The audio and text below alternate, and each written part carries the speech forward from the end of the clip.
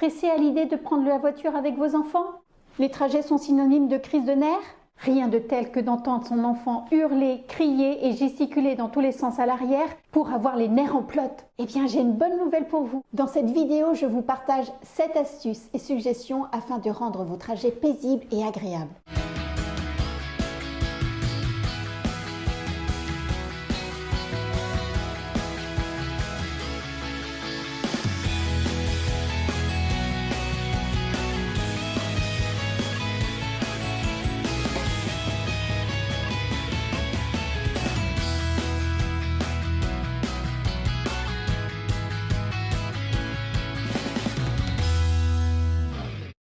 Suggestion numéro 1. Choisir le moment du départ. C'est bien connu, rien de tel que des bouchons pour rendre complètement marteau les enfants. Alors choisissez vos moments du départ pour éviter le plus gros de la circulation. Si vous avez un bambin, choisissez des moments où vous êtes sûr qu'il fasse la sieste. Si la conduite de nuit est confortable pour vous, que vous êtes en pleine forme et que vous êtes 2 à vous relayer, vous pouvez partir très tôt le matin afin de laisser votre enfant finir sa nuit dans la voiture. Suggestion numéro 2, prévoir des pauses. Des pauses autant que nécessaire. Pour faire pipi, pour manger, pour boire, pour courir et pour vous, conducteur, cela vous fera du bien de vous changer les idées et de vous dégourdir les jambes. Il est bien connu qu'un enfant qui a faim et qui a soif est juste intenable. Et le fait de le faire manger et de le faire boire va le calmer. Sauf si vous lui donnez trop de produits sucrés. Auquel cas vous allez avoir devant vous un être incontrôlable.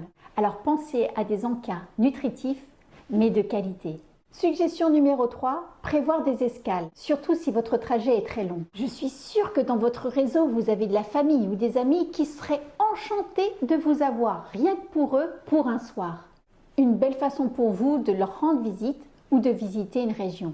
Suggestion numéro 4, les livres. Vous pouvez faire une razzia auprès de votre médiathèque et de votre bibliothèque pour prendre des livres, des BD et des livres imagés.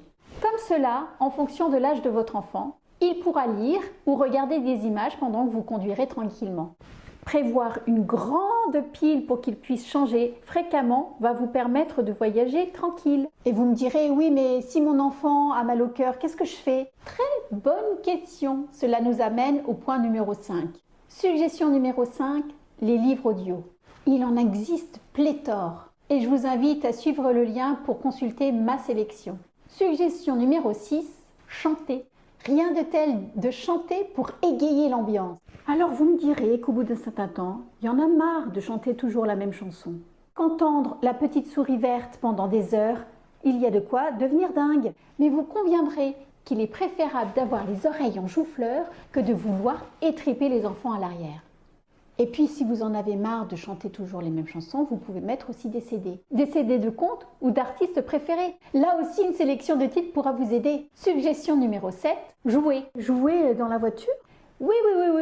Il est tout à fait possible de jouer dans la voiture avec des jeux à l'oral, comme le jeu des devinettes, le ni oui ni non, ou encore créer une histoire en commun.